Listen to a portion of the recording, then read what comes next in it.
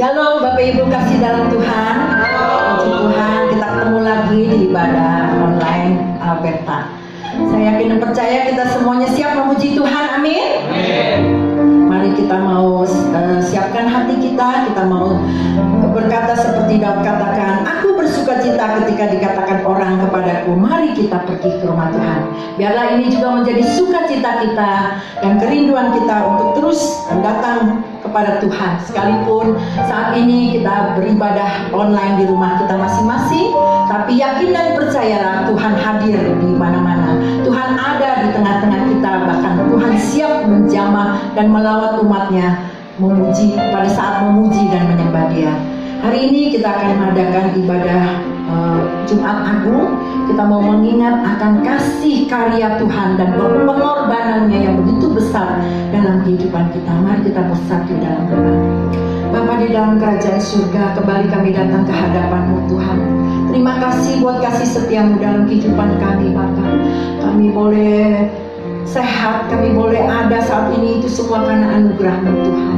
Kami yakin dan percaya saat ini juga Engkau ada di tengah-tengah kami. Engkau siap menjamah dan melawat umat-Mu Bapa. Bapa, kami rindu Tuhan di ibadah Jumat Agung ini Tuhan. Bukan sekedar seremonial, tetapi kami mau mengingat akan cinta kasih-Mu dalam kehidupan kami. Terlebih pengorbanan Tuhan di kayu salib untuk menebus kami Bapa. Bapa di dalam surga, biarlah Tuhan Kau layakkan, sucikan, kuduskan kami Tuhan. Tuh kami layak berkenan di hadapan-Mu. Biar setiap pujian penyembahan kami yang kami naikkan Tuhan boleh berkenan kepadamu, menyenangkan hati-Mu, dan hanya untuk kemuliaan nama-Mu. Urapi setiap kami, bahkan urapi jemaat-Mu Tuhan dimanapun mereka berada, apapun Tuhan keberadaannya Tuhan. Biarlah Tuhan kami yakin dan percaya mereka juga rindu untuk memuji menyembah-Mu. Tuhan, turunkan damai sejahtera sukacita-Mu Bapa. Terima kasih Tuhan, tutup kubus kami dengan kuasa darah-Mu. Kami serahkan sepenuhnya ibadah ini dari awal pertengahan ke akhirnya hanya di dalam satu nama Tuhan Yesus yang heran dan ajaib. Kami sudah berdoa dan ucap syukur. Haleluya, amin. Kita mau siapkan hati kita mau menyembah Dia.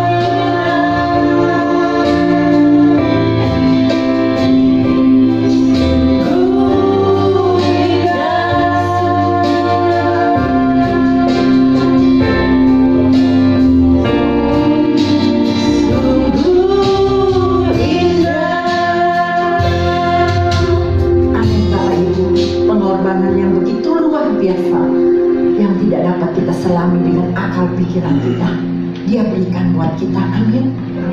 Mari kita mau terus tetap memuji menyembah Dia. Kita mau masuk gerbangnya dengan hati yang penuh syukur. Saya yakin dan percaya Bapak Ibu saat ini juga datang dengan hati yang penuh syukur. Amin. Amin. Kita mau angkat pujian. Mari masuk gerbangnya.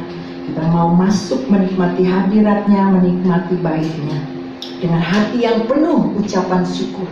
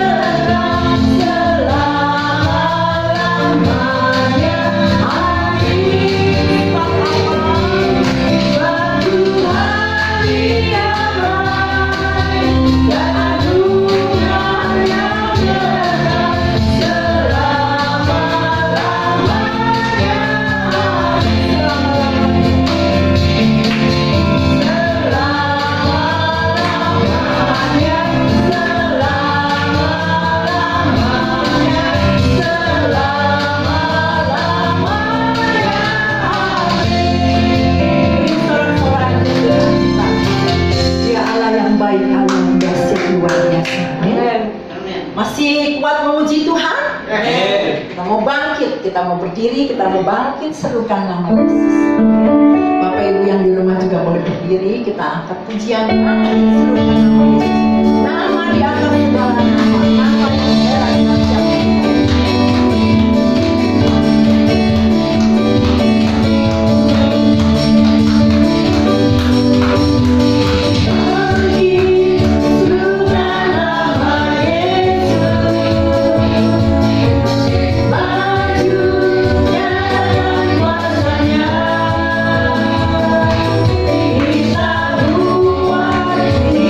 Kita buat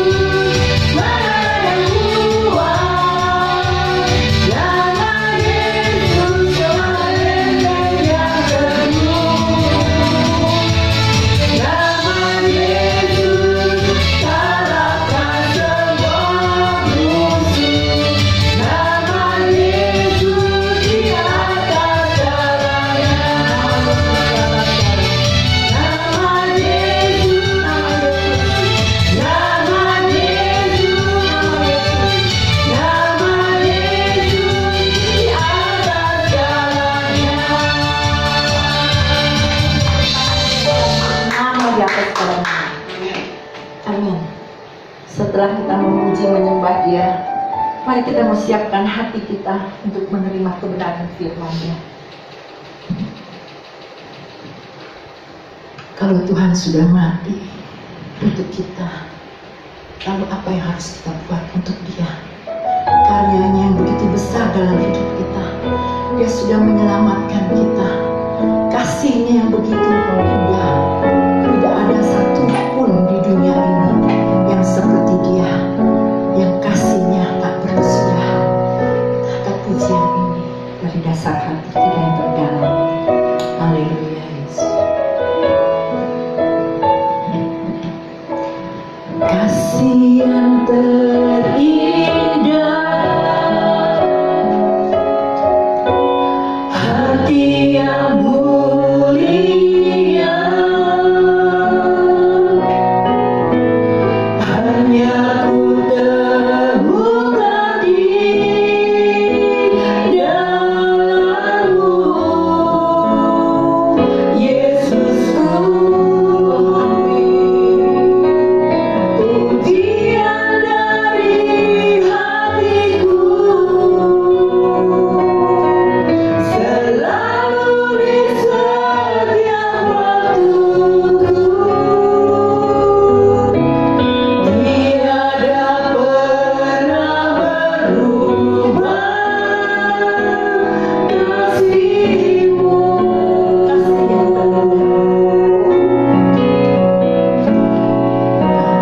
Kasih yang terindah,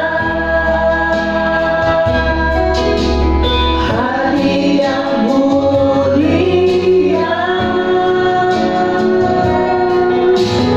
hanya ku temukan di dalam-Mu, Yesusku. Pujian dari hatiku selalu di setiap waktuku.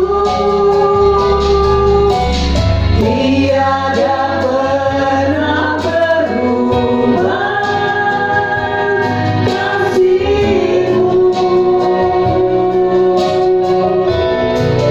Karya terbesar dalam hidupku, pengorbananmu yang selamatkanku.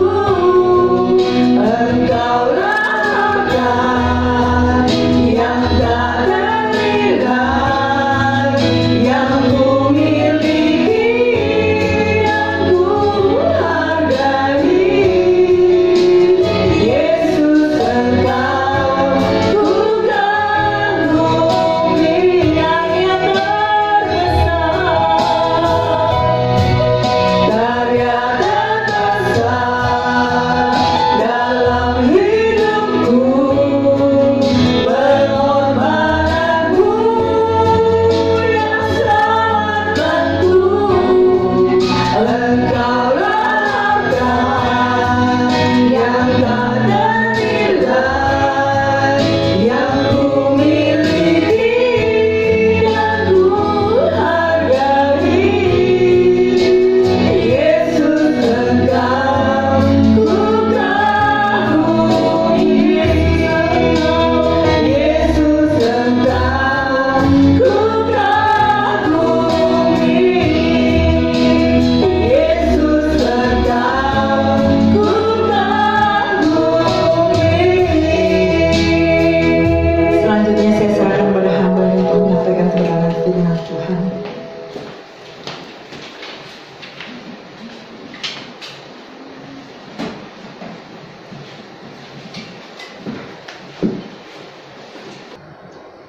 Mari kita berdoa. Bapa dalam surga, kami mengucap syukur dan terima kasih buat hari ini, buat saat ini. Kalau kami masih diperkenankan untuk boleh datang kepada Bapa, untuk boleh mengikuti ibadah Jumat Agung ini. Satu bukti bahwa Engkau telah berkorban di atas kayu salib untuk kepentingan umat manusia. Satu bukti bahwa Engkau adalah Allah yang begitu mengasihi kami semua, dan Kau rela memberikan nyawamu bagi kami. Bapa, terima kasih buat hari ini sekali lagi. Terima kasih kalau Bapa mengizinkan kami untuk boleh menyembah dan meninggikan nama-Mu. Kami percaya setiap pujian yang kami naikkan itu telah menjadi sesuatu dupa yang harum di hadapan-Mu. Dan saatnya kami ingin mendengarkan nasihat-Mu, kami ingin mendengarkan kebenaran firman-Mu, kami ingin belajar sesuatu daripada-Mu tentang Jumat Agung ini.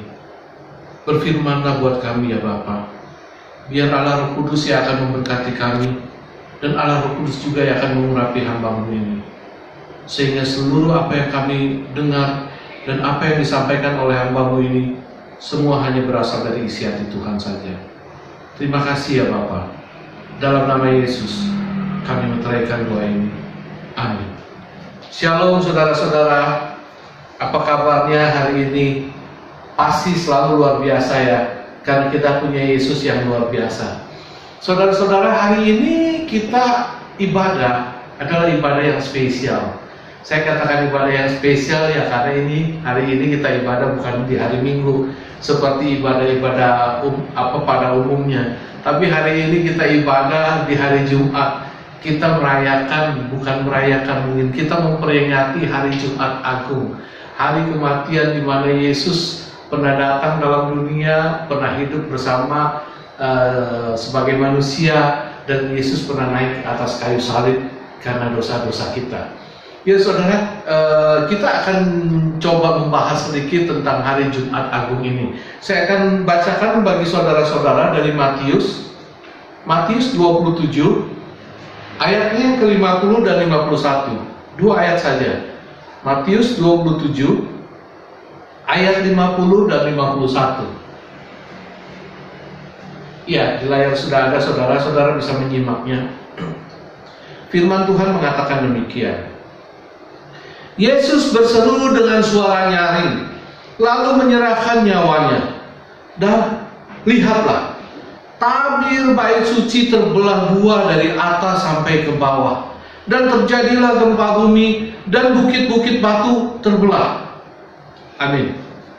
Saudara-saudara, disadari atau tidak, diakui atau tidak, saudara, peristiwa Jumat Agung ini itu selalu berhubungan dengan apa yang namanya perjanjian lama, apa yang namanya kisah Adam dan Hawa. Semua bermula dari sana, semua bermula dari Taman Eden.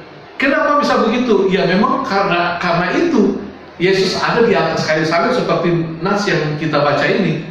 Saudara, saya akan merewind seperti kita menapak tilas tentang perjalanan dosa itu, tentang mengapa Yesus harus sampai di atas kayu salib dan menyerahkan nyawanya kepada Bapa.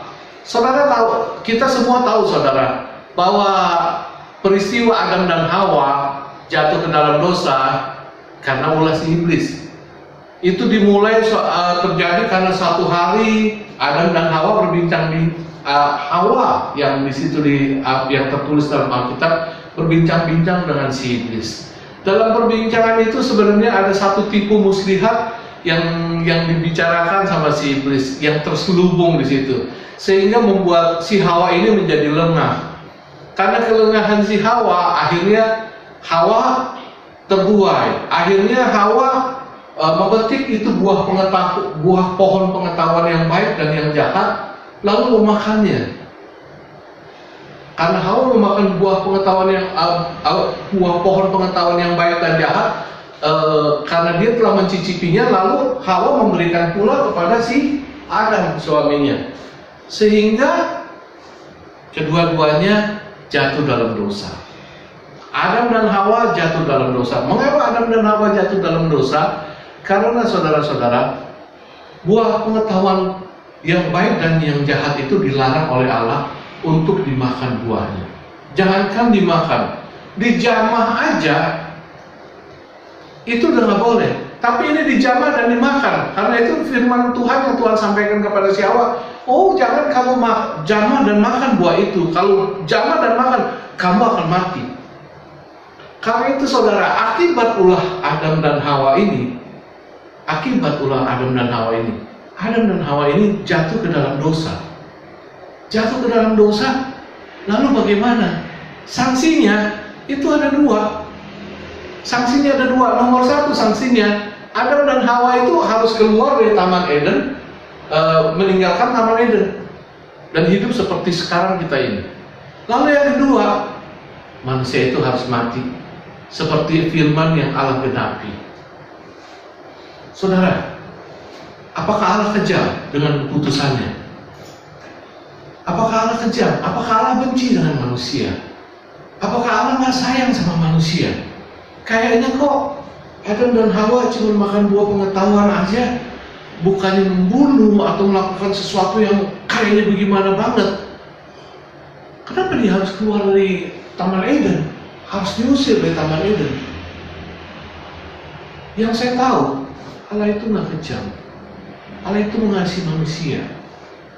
Allah benci? Enggak, Allah sayang sama manusia. Ini yang saya tahu. Dulu saya juga nggak mengerti. Saya juga berpikir, kenapa ya? Kok Allah mesti ngusir manusia ya? Kenapa ya? Tapi akhirnya saya mengerti setelah saya belajar. Saya tahu Allah mengusir manusia itu bukan karena Allah menginginkan manusia pergi. Bukan. Karena Allah yang kita sembah itu adalah Allah yang Maha Kudus. Dan Allah yang kita sembah itu adalah Allah yang Maha Adil. Ini loh yang membuat manusia keluar dari Taman Eden dan membuat manusia itu harus mati. Kenapa? Apa hubungannya? Ya, karena Allah yang Maha Kudus itu benar-benar kudus, benar-benar suci. Dan manusia ketika dia makan buah pengetahuan yang baik dan yang jahat itu, manusia dengan secara otomatis dia telah melanggar firman Tuhan. Dia telah melanggar dengan ketidaktaatan. Sehingga karena pelanggaran ketidaktaatan ini, manusia itu jatuh ke dalam dosa. Dan yang namanya dosa, namanya kesalahan, namanya sesuatu yang kotor, yang najis, itu nggak akan pernah bisa bersatu atau bersama-sama dengan apa yang namanya kudus. Karena itu manusia harus keluar dari Taman Eden. Manusia harus keluar dari Taman Eden, sehingga tidak bisa bersama-sama lagi dengan Allah. Lalu mungkin ada yang bertanya, bagaimana dengan penggenapan perkataan Tuhan kepada si Hawa yang seperti siapa ucapkan? Allah pernah bilang begini, iya waktu dia bicara dengan si iblis. Oh iya, Allah pernah bicara, jangan pernah engkau menjamah buah pengetahuan yang baik dan jahat. Jangan kata makan, menjamah aja kamu akan mati. Lalu bagaimana dengan penggenapan itu? Apakah mereka mati? Mungkin ada yang bilang, enggak tuh, Adam dan Hawa dibuang ke bumi, Adam dan Hawa nggak mati tuh, umurnya masih berapa ratus tahun, bahkan sempat punya keturunan, dan keturunannya juga nggak mati-mati. Keturunannya bahkan umurnya panjang-panjang, ratusan tahun, ada yang 800 tahun lebih, ada yang 900 tahun lebih, bahkan ada yang paling panjang, kalau nggak salah si Metusalah umurnya 969 tahun. 9 tahun. Kalau manusia sekarang ya umurnya ya bisa 70, 80, 90, mungkin ada yang lebih sedikit, masih ada lah. Berarti nggak digenapi itu firman ini. Memang banyak anak-anak Tuhan atau hamba-hamba Tuhan suka menafsirkan, ya yang dimaksudkan oleh Allah itu waktu Allah bicara dengan si Hawa, bahwa ketika kamu menjalan dan memakan buah itu kamu akan mati. Mungkin dikatakan mati itu mati secara rohani. Itu betul banget. Mati rohani, pengertian mati rohani itu udah satu terputus hubungan dengan Allah. Nggak ada hubungan lagi dengan Allah, karena dosa dan kekudusan itu udah nggak bisa jadi satu. Hubungan manusia dengan Allah putus sama sekali. Itu mati rohani. Tapi apakah mati jasmani? Kalau menurut saya pribadi, iya. Lalu gimana? Itu yang umurnya panjang-panjang, itu yang sempat hidup sekian lama, sekian tahun. Bagaimana dia nggak langsung mati? Kok manusia nggak langsung mati? Saudara, dalam 2 Petrus 3, di situ dikatakan saudara, bahwa di hadapan Allah 1000 tahun itu seperti 1 hari. bukan seperti di hadapan Tuhan 1000 tahun itu sama dengan satu harinya Tuhan. 1000 tahun manusia itu sama dengan satu harinya Tuhan. Jadi kalau kita lihat usia manusia itu nggak pernah ada yang sampai 1000 tahun. Coba cari, ada nggak? Rasanya nggak ada. Adanya cuma di Kopingho, si Bukek si Ansul itu. Itu yang dia hidup nggak mati-mati itu, manusia setengah dewa. Tapi itu cerita ngaco, itu lain. Saudara, nggak ada kan manusia yang hidup sampai 1000 tahun. Paling tinggi Metusalah 969. Ini menandakan apa? Pada saat itu juga manusia berdosa, tidak sampai 1 hari di mata Allah dia meninggal. Firman Tuhan ini digenapi. Saudara, kita kembali kepada buah pengetahuan yang baik dan yang jahat. Sebenarnya ketika manusia makan buah pengetahuan yang baik dan yang jahat ini, itu adalah sesuatu yang krusial sekali, saudara. Ini adalah satu benih dosa yang sangat berat, yang sangat berbahaya, benar-benar berbahaya sekali. Yang dilakukan oleh manusia itu bukan cuma ketidaktaatan. Bukan cuma ketidaktaatan yang dilakukan oleh manusia, tetapi juga saudara, yang dilakukan oleh manusia, kalau boleh saya katakan, dia ini mencuri. Mencuri apa? Mencuri haknya Tuhan, mencuri haknya Allah, mencuri otoritasnya Allah. Ini yang manusia lakukan ketika manusia memakan buah pengetahuan yang baik dan yang jahat. Kenapa saya katakan seperti ini? Karena menurut saya pribadi, apa yang namanya sesuatu hal yang baik dan yang jahat, atau yang benar atau yang salah, itu adalah haknya Tuhan yang menentukan. Haknya Tuhan yang menentukan, bukan manusia. Karena ukuran Tuhan itu berbeda dengan ukuran manusia. Cara pandang Tuhan itu berbeda dengan cara pandang manusia. Manusia itu pandangannya terbatas, saudara. Manusia cara pandangnya terbatas, ruang lingkupnya terbatas. Banyak hal-hal yang terkadang itu nggak terlihat secara detail oleh manusia. Bahkan manusia sendiri seringkali melihat sesuatu yang salah itu dikatakan baik, melihat sesuatu yang baik itu dikatakan salah. Jadi terkadang pendapat, pandangan atau hal apapun yang diputuskan manusia itu seringkali bias, dan ini sesuatu hal yang nggak baik. Beda dengan Allah. Kalau Allah itu bisa melihat secara keseluruhan, tapi manusia itu tidak. Apalagi saudara, apalagi saya katakan, kalau sesuatu ini berhubungan dengan kepentingan pribadi. Kalau udah berhubungan dengan kepentingan pribadi, itu apapun yang jelek, apapun yang busuk, pasti dikatakan oleh manusia itu, oh itu baik, itu oke, karena itu menguntungkan dirinya. Tapi coba kalau merugikan, sekalipun baik, pasti dibilang tidak baik. Saudara,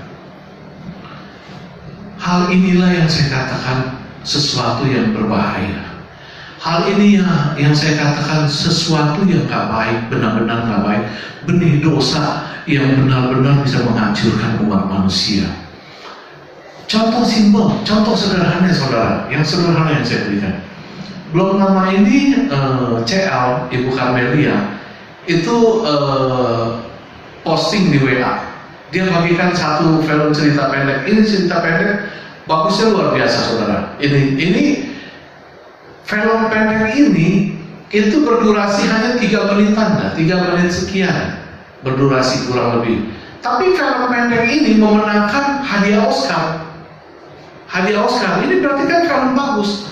Saya lihat, saya tonton film ini. Ini banyak sekali makna sehat, banyak sekali message yang terkandung di dalam film ini. Dan message ini tentang kehidupan umat manusia. Dan salah satunya menyangkut hal yang baik dan jahat, hal yang benar apa yang dan yang salah.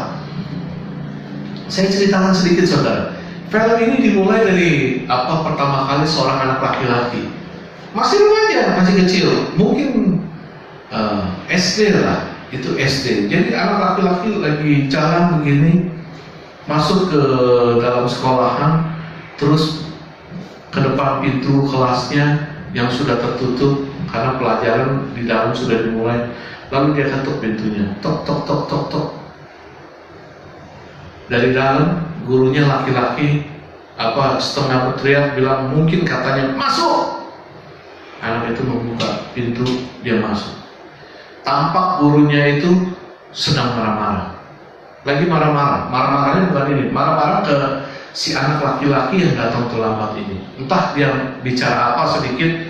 Terus akhirnya si guru laki-laki ini bilang, mana tangannya?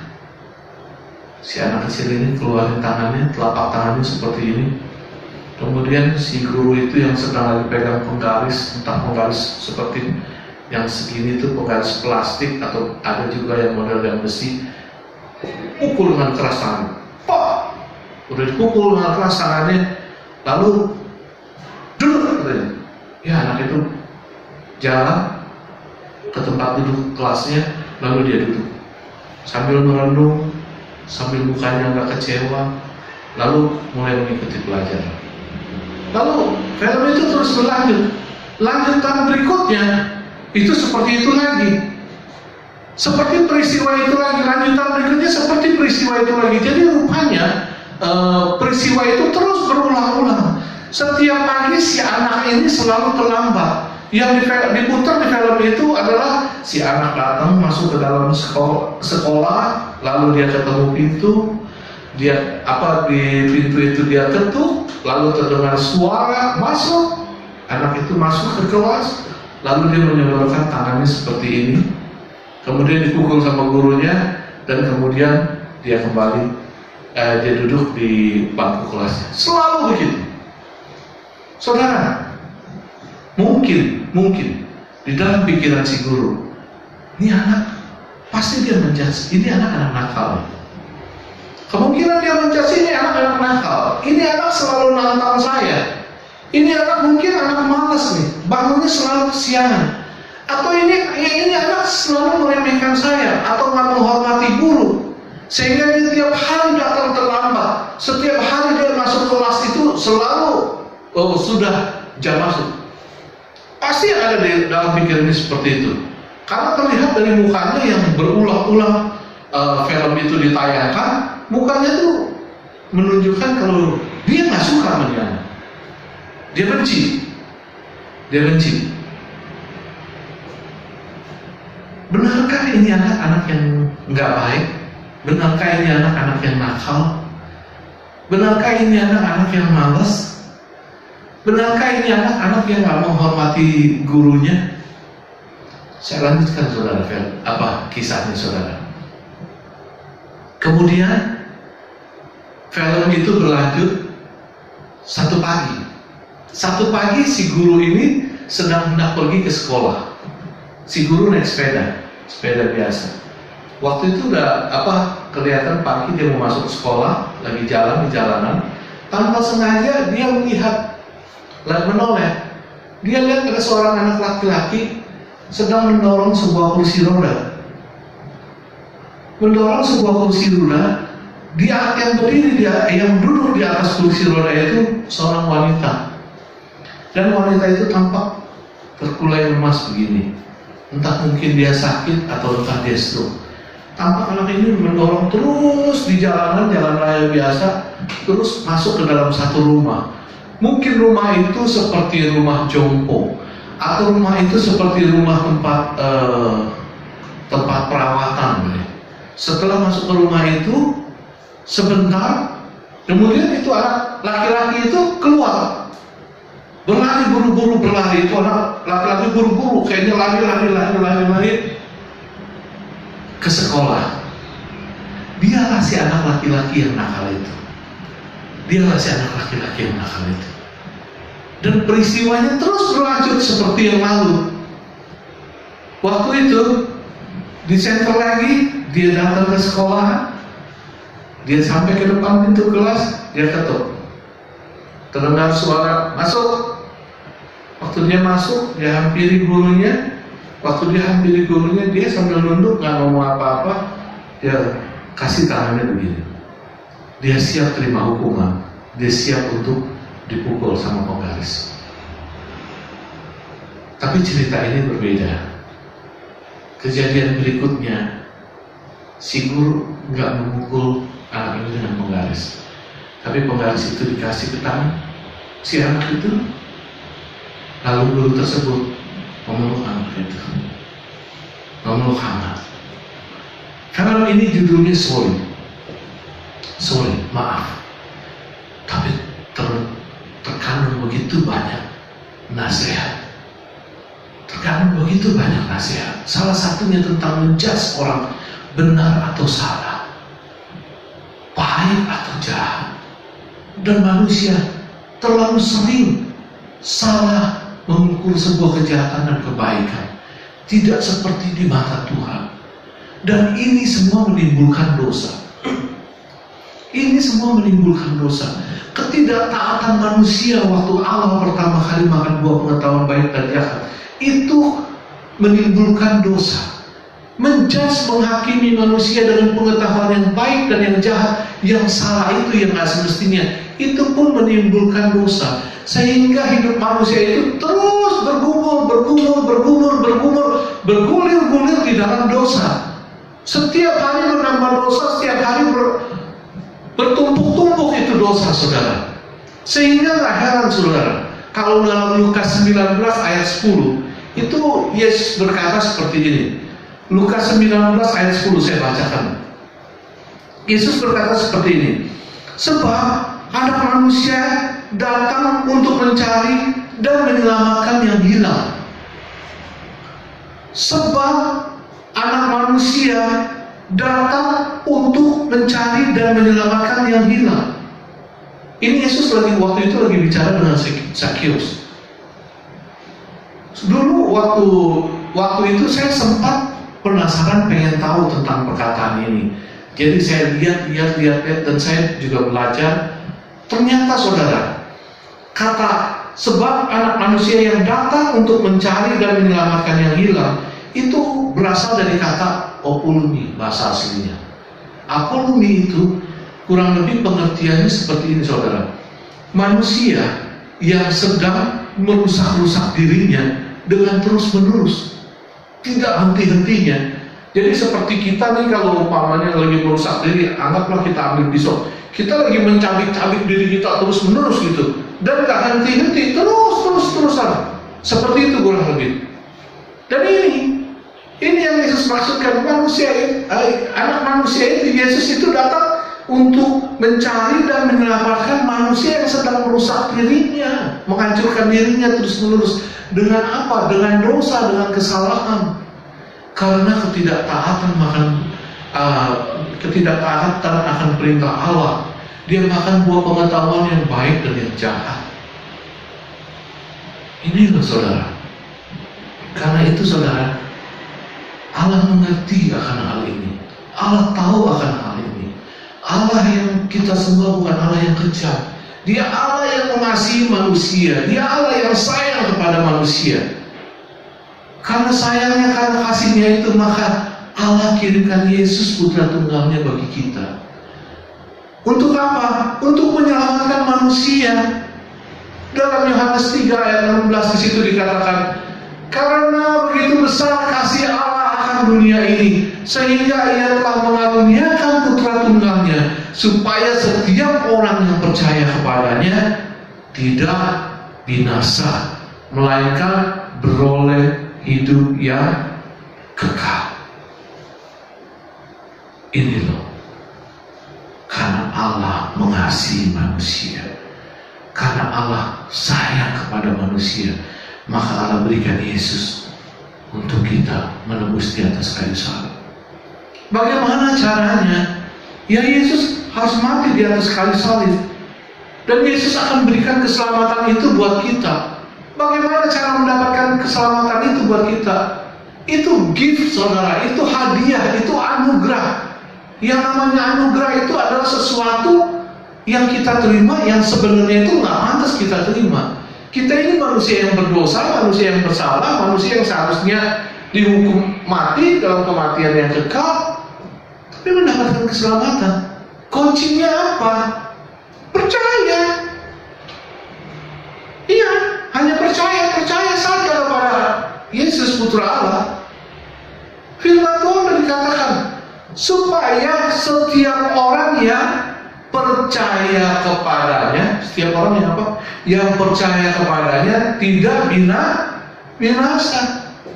Allah nggak memberikan syarat yang macam-macam. Allah nggak menyuruh manusia berbuat sesuatu yang berat, nggak menyuruh manusia melakukan sesuatu yang sepertinya menyiksa sekali itu. Enggak. Just believe. Percaya pada Yesus. Percaya pada Yesus. Karena itu saudara, ketika Yesus menyerahkan nyawanya kepada Bapaknya di atas kayu salib, Yesus telah memenangkan, Yesus telah menebus dosa umat manusia. Yesus telah menebus dosa manusia. Seperti yang kita peringati di hari raya Jumat Agung ini. Dan lihat, ketika Yesus menyerahkan nyawanya kepada Bapaknya, lihat seperti nats yang kita baca. Saya ulangi sekali lagi. Matius 27 ayat 50 dan 51. Maaf, sudah.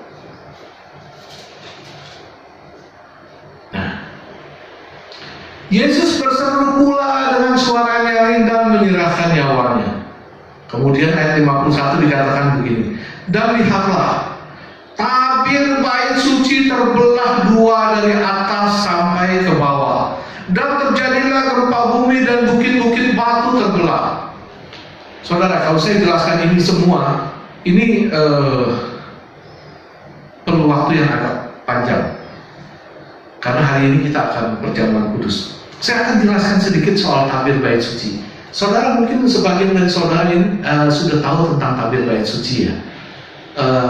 Saya jelaskan sedikit aja, gak apa-apa.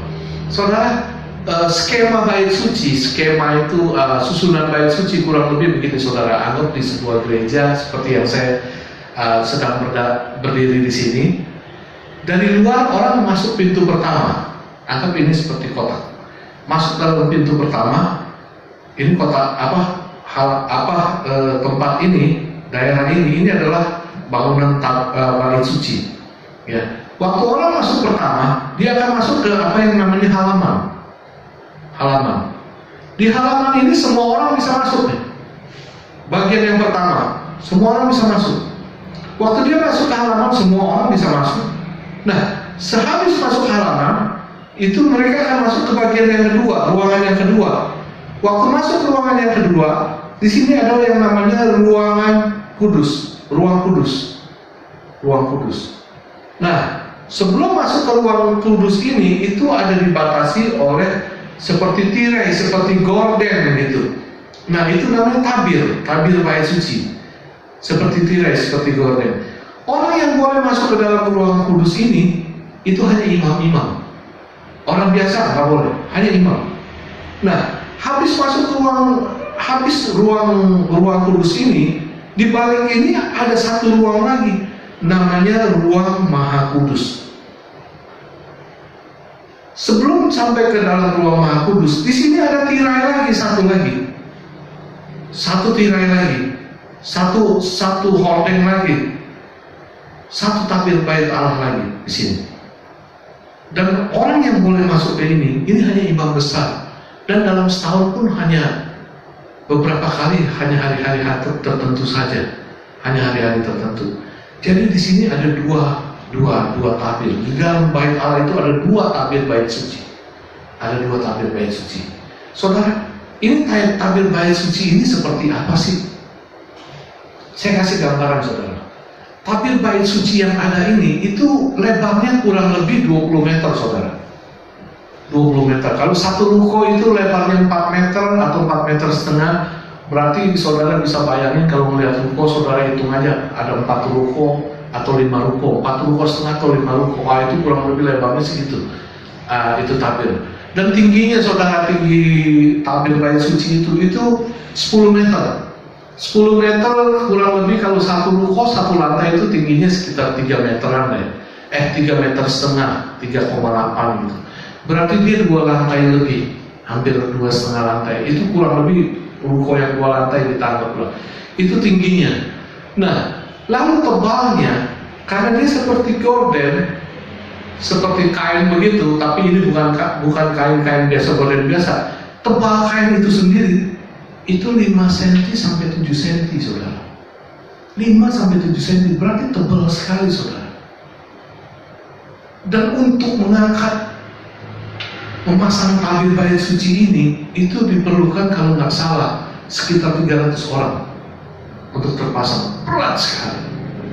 Jadi waktu peristiwa Yesus menyerahkan nyawanya ke dalam tangan Bapaknya, ini tabir bait suci ini terbelah menjadi 2 dari atas sampai ke bawah.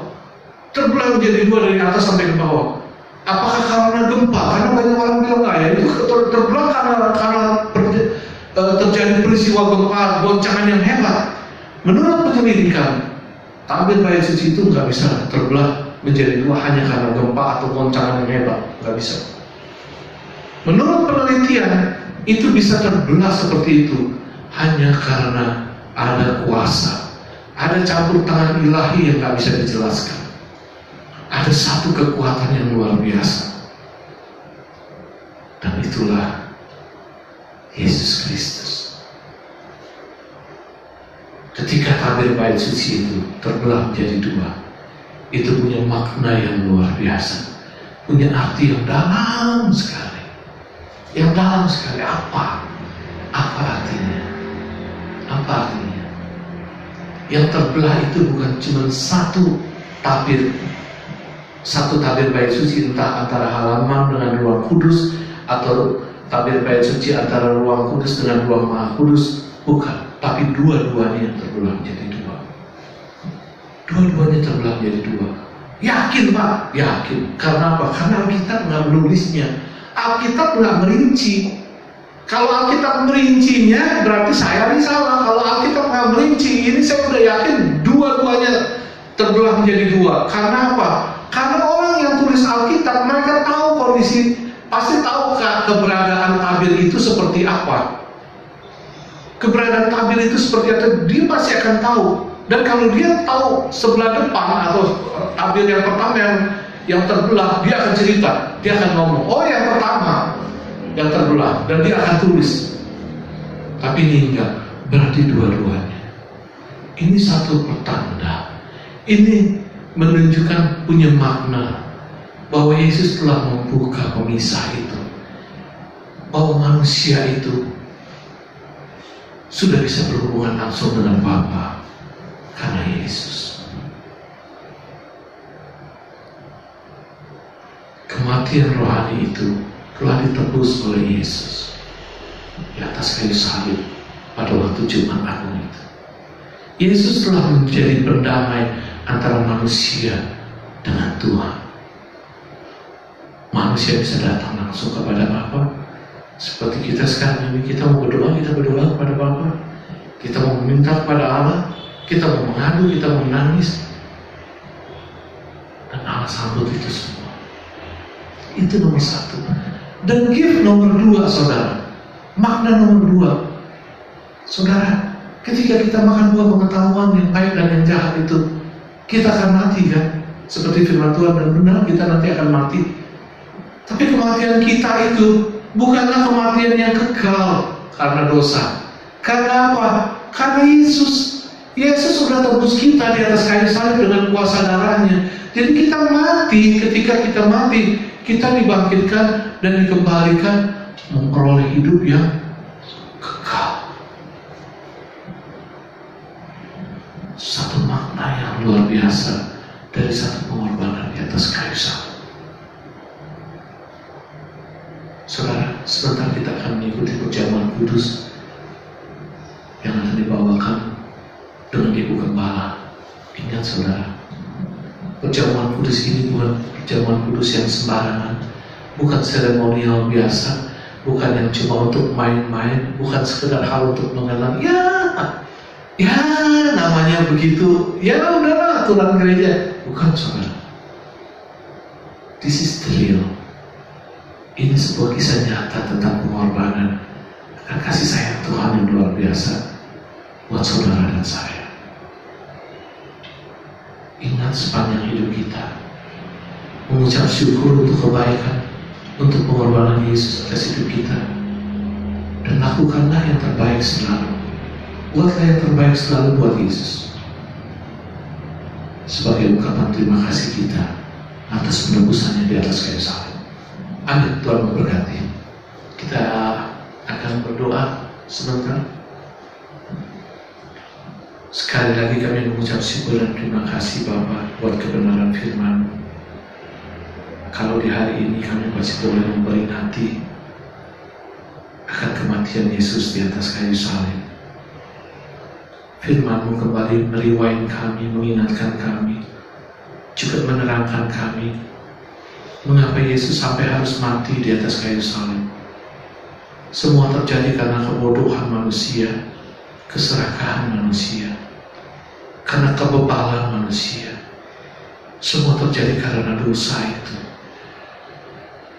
Karena manusia melanggar akan perintah Bapa, melanggar, tidak mengikuti apa yang Bapa kehendaki, sehingga menyebabkan manusia terjatuh dalam dosa. Dan untuk menebus manusia, untuk membela manusia, untuk mengangkat manusia kembali ke dalam kerajaan surga, nggak ada cara lain, nggak ada obat lain, nggak ada jalan lain, hanya lewat Yesus Kristus, hanya lewat pengorbanannya.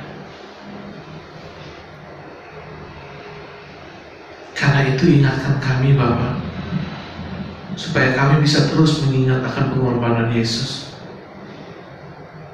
supaya kami bisa terus mengingat akan kasih sayang Yesus.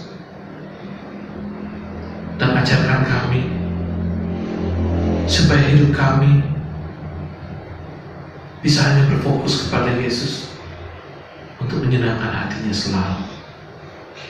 Terima kasih Bapa buat kebenaran firman-Mu di hari ini. Terima kasih sekali lagi buat semuanya. Dalam nama Yesus kami menteriakan doa ini. Amin. Saya undang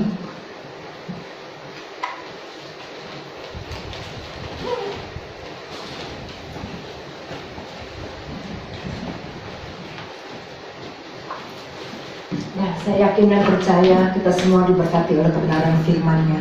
Biar kita terus mau mengingat akan cinta kasih Tuhan dan karyanya yang begitu besar dalam kehidupan kita, pengorbanannya. Dia yang telah mati di kayu salib untuk menebus kita semua, bahkan menjadi perantara antara Allah dan manusia. Selanjutnya kita akan persiapkan hati kita untuk menerima perjamuan kudus. Saya minta dengan penuh kasih Ibu Gembala akan maju ke depan untuk melayani kita semua.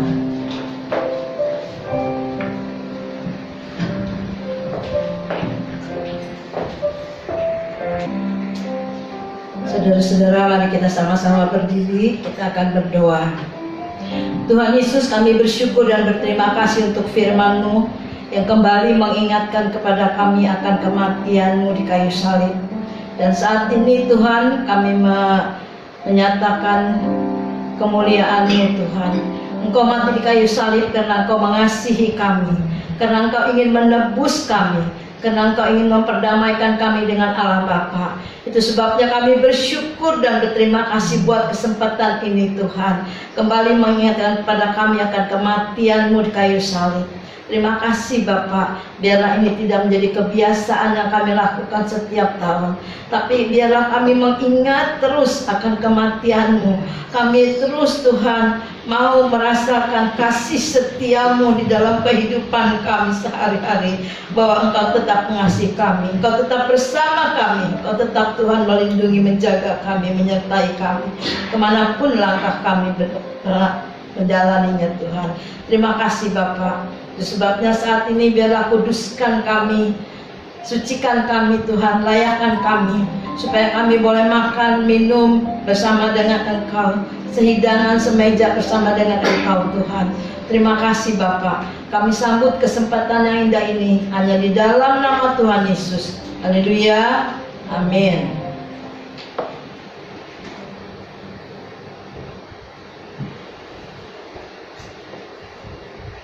Angkat pujian salibnya, salibnya.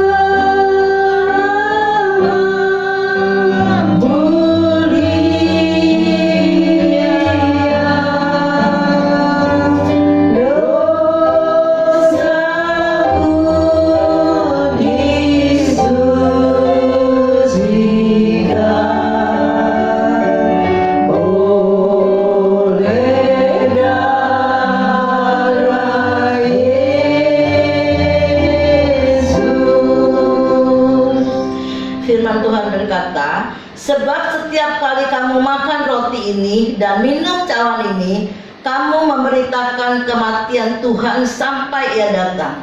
Jadi barang siapa dengan cara yang tidak layak makan roti atau minum cawan Tuhan, ia berdosa terhadap tubuh dan darah Tuhan. Karena itu hendaklah tiap-tiap orang menguji dirinya sendiri, dan baru sesudah itu ia makan roti dan minum dari cawan itu. Karena barang siapa makan dan minum tanpa mengakui tubuh Tuhan, ia mendatangkan hukuman atas dirinya. Kita angkat roti lebih tinggi dari kepala kita.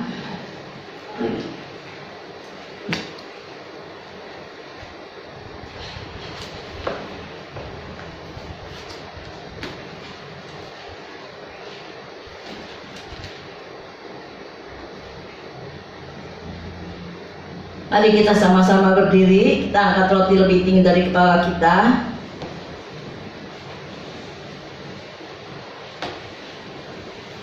Dan ketika mereka sedang makan, Yesus mengambil roti, mengucap berkat, memecah-mecahkannya, lalu memberikannya kepada murid-muridnya dan berkata, "Ambillah, makanlah, inilah tubuhku." Mari kita makan bersama-sama dalam nama Tuhan Yesus.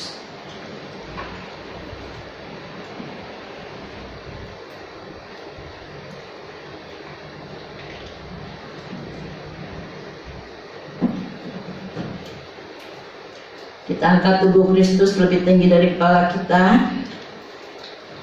Tuhan Yesus, dialah darah-Mu menyatu dengan kami, menyucikan kami, menguduskan kami, melayakkan kami, membersihkan kami dari segala dosa. Kami sambut Tuhan darah-Mu dalam nama Yesus. Sesudah itu ia mengambil roti cawan, mengucap syukur, lalu memberikannya kepada mereka dan berkata, "Minumlah kamu semua dari cawan ini. Sebab inilah darahku, darah perjanjian yang ditumpahkan bagi banyak orang untuk pengampunan dosa." Kita sama-sama minum dalam nama Tuhan Yesus.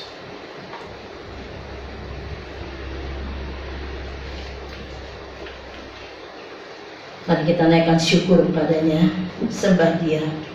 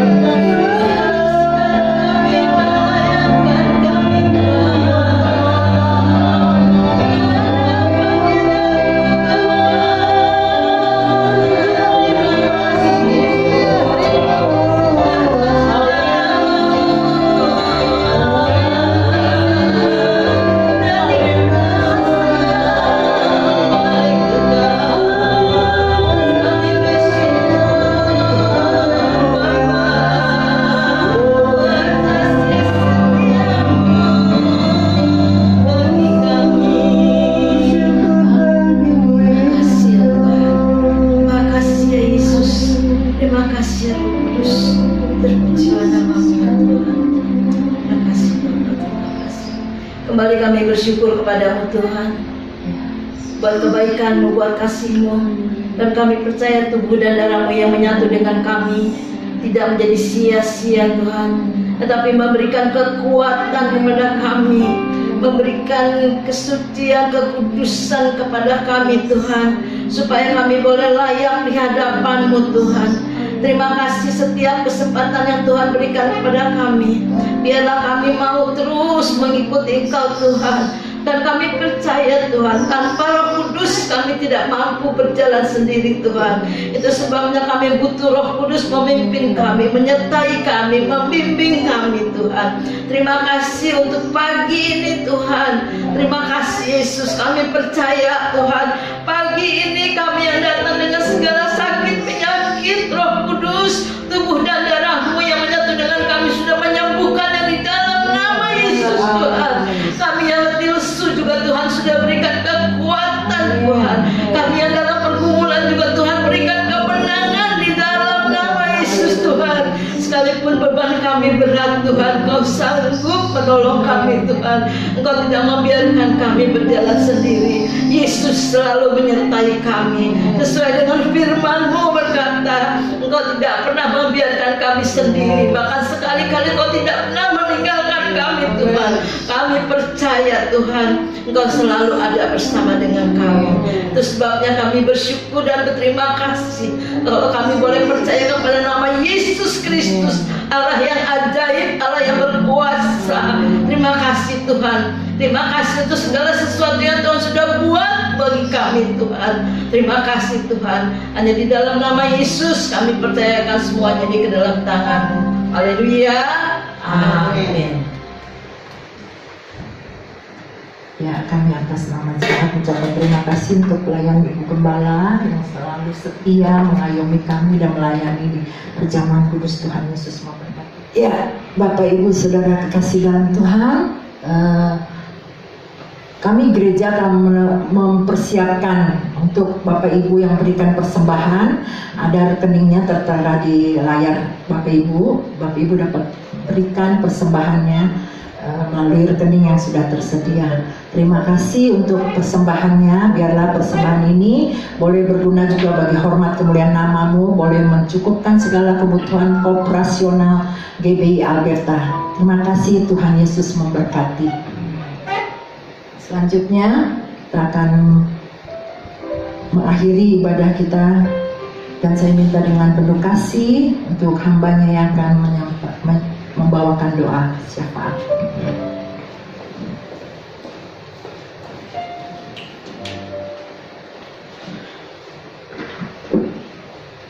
Ya, mari jemaat Alberta kita menaikkan doa.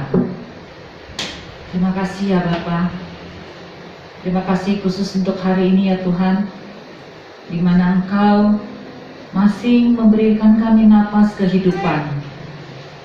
Ya Bapa, di mana hari ini kami memperingati kematian-Mu di kayu salib ya Tuhan. Sungguh Tuhan, pengorbanan yang luar biasa. Sungguh ya Bapa, kami telah ditebus oleh darah-Mu yang mahal Tuhan. Dosa kami yang merah seperti kimisi telah menjadi putih seputih bulu domba Tuhan. Terima kasih ya Bapa. Kami diingatkan kembali pada hari ini bahwa Engkau adalah Tuhan yang maha adil. Ya Bapa, bahwa Engkau adalah Tuhan yang maha pengasih. Karena begitu besar kasih Engkau kepada kami ya Tuhan, Engkau tetap mengaruniakan anak-Mu yang tunggal kepada kami, sehingga kami yang percaya Tuhan memperoleh hidup yang kekal. Terima kasih sekali lagi ya Bapa. Biar firman-Mu ini menguatkan kami menghadapi hari-hari Tuhan. Ya Bapa, kami serahkan seluruh hidup kami ke dalam tangan-Mu Tuhan. pada masa pandemi ini Tuhan, banyak anak-anak-Mu yang mengalami kesulitan. Banyak anak-anak-Mu yang ada yang kehilangan ya Tuhan. Biar Engkau Roh Kudus turunkan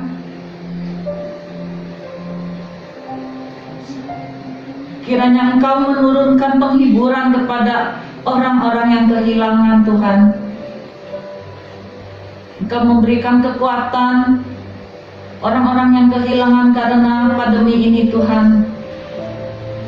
Ya Bapa, kiranya juga Engkau memberikan hikmat marifat untuk anak-anak-Mu yang mengalami kesulitan karena pandemi ini. Kami percaya Tuhan, Engkau tidak ada kekurangan tangan-Mu untuk memberkati kami. Terima kasih sekali lagi ya Bapa. Kami serahkan seluruh doa kami ini ya Tuhan. Kami percaya Engkau yang selalu membimbing kami semua Tuhan. Dan khusus pada hari ini kami percaya Tuhan, 21 berkat telah kami terima Tuhan, karena dari perjamuan kudus ini. Ya Bapa, kami juga berdoa untuk tanah air kami yang tercinta Tuhan. Engkau memberkati presiden kami Tuhan, berikut segala jajaran menterinya Tuhan. Engkau berikan roh yang takut kepada Engkau ya Bapa, sehingga negara kami Indonesia yang tercinta ini boleh menjadi kemuliaan untuk kepanjangan tangan-Mu juga ya Bapa. Engkau memberkati seluruh jemaat Aberta ya Tuhan, di mana pada saat ini kami masih beribadah di rumah masing-masing ya Tuhan. Biarlah pandemi ini juga cepat berakhir Tuhan, sehingga kami dapat kembali datang ke rumah-Mu yang kudus untuk memuji-Mu, menaikkan pujian-pujian kami. Terima kasih sekali lagi ya Bapa. Kami serahkan seluruhnya ke dalam tangan-Mu ya Tuhan. Kami percaya Engkau Tuhan yang Maha Adil. Terima kasih sekali lagi. Kami landaskan doa kami ini hanya di dalam satu nama ya Tuhan, dalam nama Tuhan Yesus Juru Selamat kami yang hidup. Untuk doa berkat saya serahkan kepada Ibu Gembala.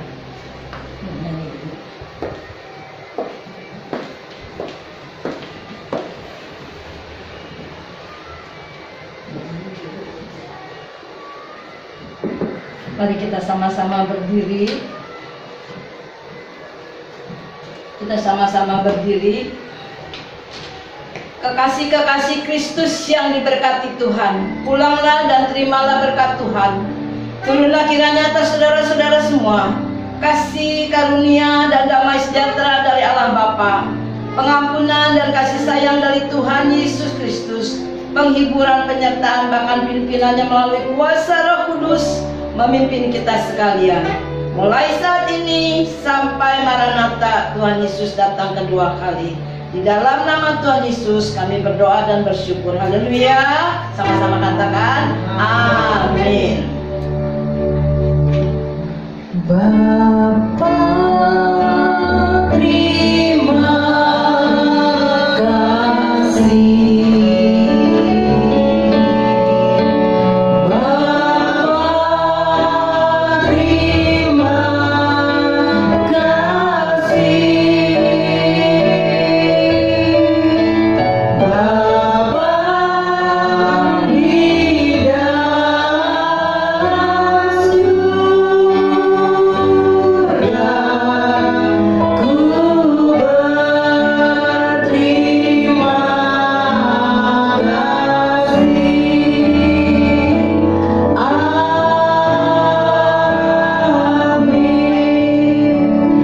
Selesai, Tuhan Yesus berkati. Sampai ketemu lagi di ibadah selanjutnya. Tuhan Yesus memberkati.